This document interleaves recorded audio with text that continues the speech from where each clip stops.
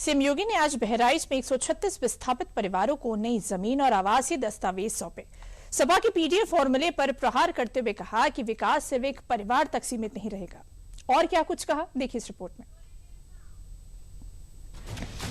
जातीय चश्मे से बांटने वाले लोगों ने कभी भी अपनी संवेदना इन गरीबों को नहीं दिखाई।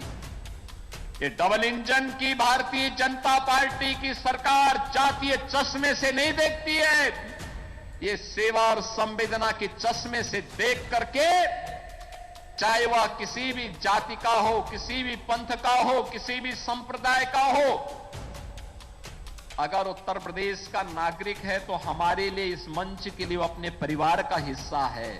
और उसका सीएम योगी का ये बयान उस सोच पर सवालिया निशान है जिसने जनता को वोट का जरिया मानकर तो हमेशा अपनी प्राथमिकता में रखा, लेकिन मौका जब इस जनता को विकास की सुविधाएं मुहैया कराने का हो, अंतिम पायदान पर खड़े व्यक्ति के उत्थान के लिए नीतियां बनाने का हो, तो इसी जनता को जाति के चश्मे से देखा गया।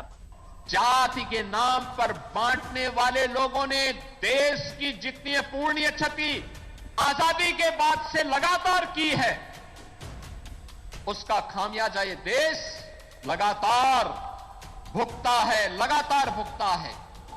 आज जैसे प्रधानमंत्री मोदी जी के नेतृत्व में एक भारत श्रेष्ठ भारत के लिए कार्य हो रहा है, ऐसे ही कार्य करने का प्रयास किया गया होता तो इन गरीबों के बीच में, इन वंचितों के बीच में भी वे सुविधाएं पहुंची होती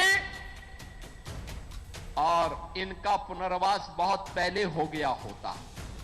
दरअसल बुधवार को सीएम योगी बहराइच में उन परिवारों को हजारों करोड़ की सौगात देने पहुंचे थे जो अब तक जंगल और नदी से घिरे भरतापुर गांव में रहते थे, जहां सुरक्षा और पहुंच की दिक्कतें बनी रहती थीं। भरतापुर गांव से विस्थापित इन 136 परिवारों को नई बसावट के लिए सीएम ने जमीन आवंटित की है और सपा के पीडीए के नारे पर तीखी प्रतिक्रिया दी है। जो लोग पीडीए की बात करते हैं उनसे पूछा जाना चाहिए, क्या ये मुन्नालाल मौर्य उसका पार्ट नहीं हो सकता था?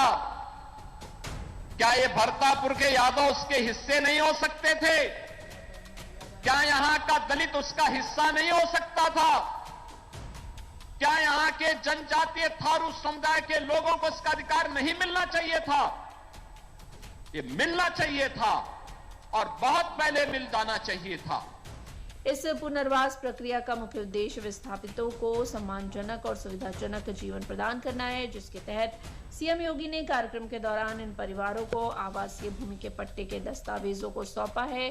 जमीन के पट्टों के अलावा इन परिवारों को आर्थिक सहायता भी दी जा रही है, जिससे इन परिवारों को नया जीवन शुरू करने में मदद मिलेगी।